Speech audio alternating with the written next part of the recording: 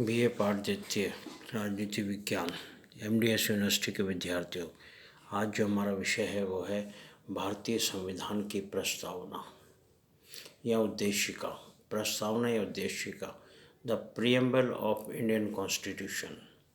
प्रस्तावना या उद्देशिका, the preamble of Indian constitution. सबसे पहले इसका इंट्रोडक्शन या भूमिका करेंगे इसकी।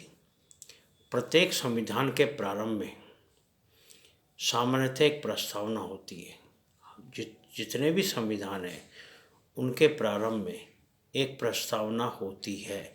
प्रस्तावना आवश्यक है। एक प्रस्तावना होती है जिसके द्वारा संविधान के मूल उद्देश्य व लक्ष्यों को स्पष्ट किया जाता है। ऐसी प्रस्तावना जिसके द्वारा संविधान के मूल उद्देश्य क्या हैं, उसके लक्ष्य क्या हैं, उनको स्पष्ट किया जाता है। इस प्रस्तावना का मुख्य उद्देश्य, ये जो प्रस्तावना रखी जाती है, इसका मुख्य उद्देश्य संविधान निर्माताओं के विचारों तथा उद्देश्यों को स्पष्ट करना होता है। संविधान निर्माता जो हैं उनके विचारों को और उद्देश्यों को स्पष्ट करना होता है, जिससे संविधान की क्रियान्विति तथा उसके पालन में संविधान की मूल भावना का ध्यान रखा जा सके। संविधान की जो मूल भावना है उसका ध्यान रखा जा सके। तो प्रत्येक संविधान के प्रारंभ में एक प्रस्तावना रखी जाती है जिसमें संविधान निर्माता जो है उनके उद्देश्य और लक्ष्यों को स्पष्ट किया जाता है।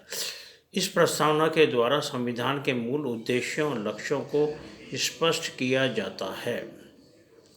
भारतीय संविधान की जो प्रस्तावना है, भारतीय संविधान की प्रस्तावना संविधान से जुड़ा हुआ एक श्रेष्ठ आभूषण है। संविधान से जुड़ा हुआ एक श्रेष्ठ आभूषण है। आभूषण माना उसको, एक श्रेष्ठ आभूषण है। यह तो भारत के प्रजातंत्रीय गणतंत्रात्मक राज्य का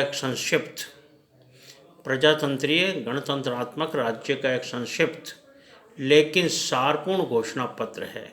संक्षिप्त है लेकिन सारपूर्ण घोषणा पत्र है। संविधान की गौरवपूर्ण मूल्यों को इस प्रस्तावना के अंतर्गत इस प्रकार रखा गया है। ये तो था इसका परिचय, इस प्रकार रखा गया। ये परिचय था।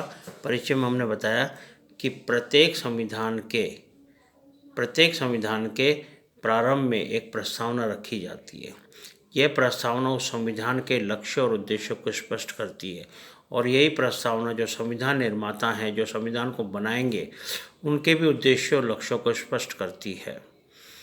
ये था संविधान प्रस्तावना की भूमिका। जो भारतीय संविधान की प्रस्तावना है या उद्देशिका है, उसकी भूमिका, इंट्रोडक्शन। अब आते हैं भारतीय संविधान की प्रस्तावना या उद्देशिका। 42वें संविधान संशोधन 1976।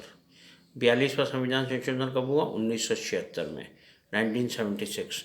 42वें संविधान संशोधन के द्वारा भारतीय संविधान की प्रस्तावना में कुछ शब्दों और भावों को जोड़ा गया। कुछ शब्द जोड़े गए और कुछ भाव जोड़े गए। कुछ शब्दों और भावों को जोड़ा गया और इस प्रस्तावना को इस प्रकार प्रस्तुत किया गया। अब ये प्रस्तावना इस प्रकार की है, इस प्रकार से इस प्रस्तावना को प्रस्तुत किया गया। क्या थी प्रस्तावना? हम भारत के लोग भारत को एक संपूर्ण प्रभुत्व संपन्न समाजवादी धर्मनिरपेक्ष, ये जोड़ा गया है 1976 में। समाजवादी और धर्मनिरपेक्ष 1976 में जोड़ा गया है। हम भारत के लोग भारत को एक संपूर्ण प्रभुत्व संपन्न समाजवादी धर्मनिरपेक्ष लोकतांत्रिक गणराज्य बनाने के लिए तथा उसके समस्त नागरिकों को सामाजिक, आर्थिक और राजनीतिक न्याय को लगा के विचार अभिव्यक्ति, विश्वास, धर्म और उपासना की स्वतंत्रता, प्रतिष्ठा और अवसर की समता प्राप्त कराने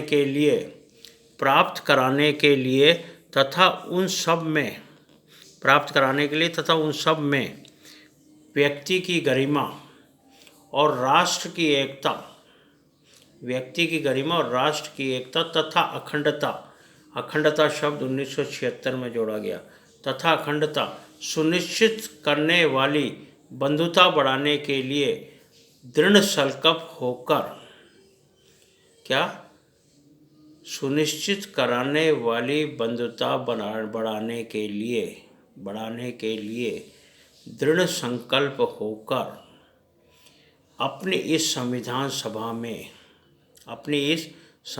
सभा में आज तारीख 26 नवंबर 1949, 26 नवंबर 1949, तारीख 26 नवंबर 1949, 26 नवंबर 1949 को एदत द्वारा इस संविधान को अंगीकृत, अधिनियमित तथा आत्मसमर्पित करते हैं।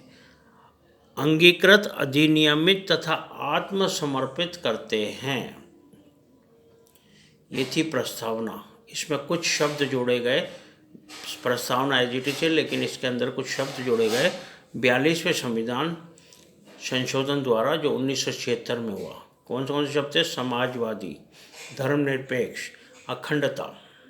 ये ऐसे शब्द थे जो इसमें जोड़े गए 1976 में 42वें संविधान संशोधन के द्वारा। अब आते हैं हम पहले शब्द पे, हम भारत के लोग। हम भारत के लोग। प्रस्तावना में हम भारत के लोग संविधान को अंगीकृत, अधिनियमित और आत्मसमर्पित करते हैं। हम भारत के लोग। प्रस्तावना में जो हम भारत के लोग आया है, प्रस्तावना में हम भारत के लोग संविधान को अंगीकृत, अधिनियमित और आत्मसमर्पित करते हैं। शब्दों का जो प्रयोग किया गया है, ये जो 3 शब्द हैं, इनका कौन कौन से 3 शब्द? अंगीकृत, अधिनियमित और आत्मसमर्पित करते हैं। शब्दों का जो प्रयोग किया गया है उसमें 3 बातें स्पष्ट होती हैं। 3 बातें स्पष्ट होती हैं। कौन कौन सी 3 बातें? पहली, संविधान के प्रतिनिधि, संविधान के द्वारा, पहली जो बात आई, संविधान के द्वारा अंतिम प्रभुसत्ता, संविधान के द्वारा अंतिम प्रभुसत्ता भारतीय जनता में निहित है। अंतिम प्रभुसत्ता जो है वो किसमें है? भारतीय जनता में निहित है। 3 बातें सामने आई।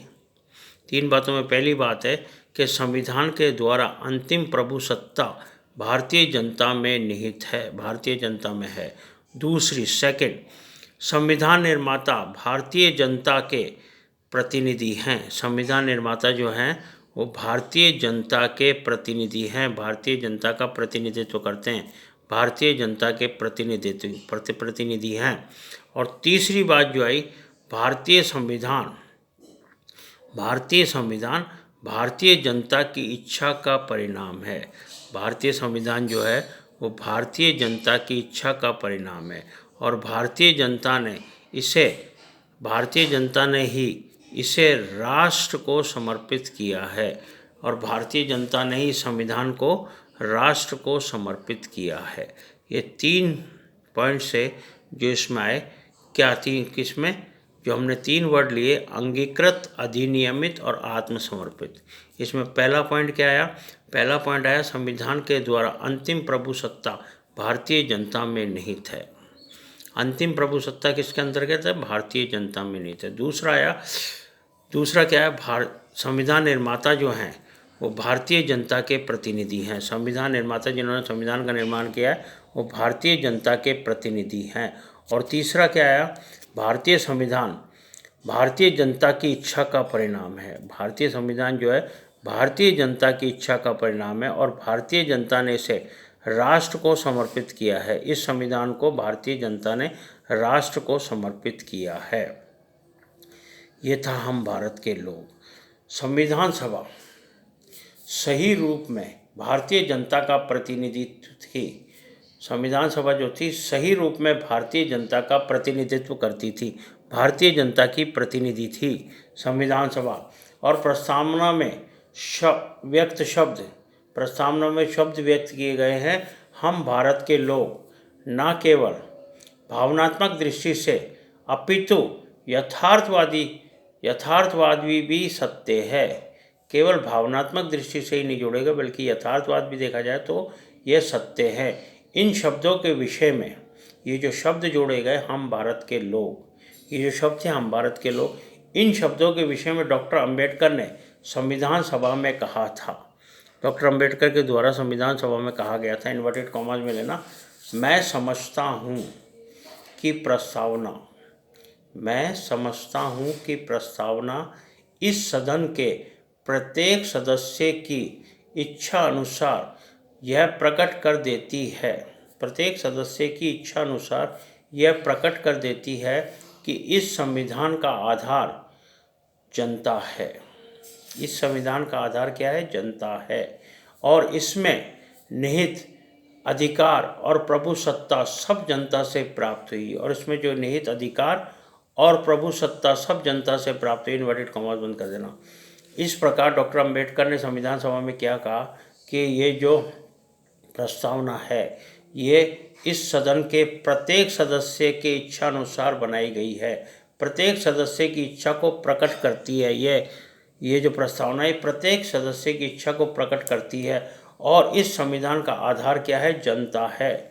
इस संविधान का आधार जनता है और इसमें निहित अधिकार और प्रभुसत्ता सब जनता से प्राप्त हुई है। जितने भी अधिकार और प्रभुसत्ता है सब जनता से प्राप्त हुई है। तो पहला वर्ड जो है, हम भारत के लोग इस संविधान को अंगीकृत, अधिनियमित और आत्मसमर्पित करते हैं। अंगीकृत, अधिनियमित और आत्मसमर्पित करते हैं, क्योंकि ये संविधान जनता की इच्छाओं पे बना है, क्योंकि ये संविधान की अंतिम प्रभुसत्ता जनता है, भारतीय जनता में निहित है। इसलिए इस संविधान को हम अपने को ही अंगीकृत, अधिनियमित और आत्मसमर्पित करते हैं। हम भारत के लोग, ये जो शब्द आया हम भारत के लोग, शब्द को इसका एक अभिप्राय भी है। हम भारत के लोग जो शब्द है इसका एक अभिप्राय भी है। हम भारत के लोग इसका अभिप्राय भी है क्योंकि भारतीय जनता ने संविधान को निर्मित तथा स्वीकृत किया है। भारतीय जनता ने संविधान को निर्मित किया है तथा स्वीकृत किया है। निर्मित तथा स्वीकृत किया है, इसलिए भारतीय संघ का कोई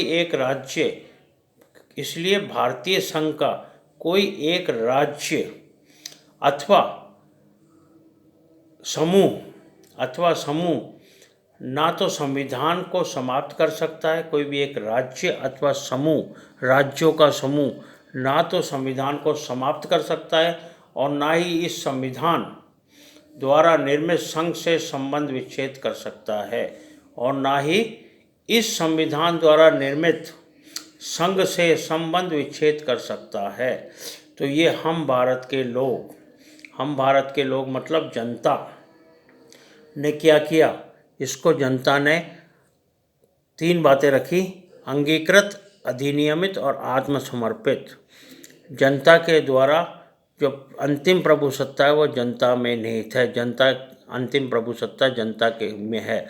और इसके निर्माता हैं वो जनता के प्रतिनिधि हैं, और ये भारतीय जनता की इच्छा का परिणाम है, और भारतीय जनता इसे राष्ट्र को समर्पित कर रही है। ये था पहला पॉइंट, हम भारत के लोग। दूसरा पॉइंट आता है, संपूर्ण प्रभुत्व संपन्न समाजवादी धर्मनिरपेक्ष लोकतांत्रिक गणराज्य। संपूर्ण प्रभुत्व संपन्न समाजवादी धर्मनिरपेक्ष लोकतांत्रिक गणराज्य, कल करेंगे।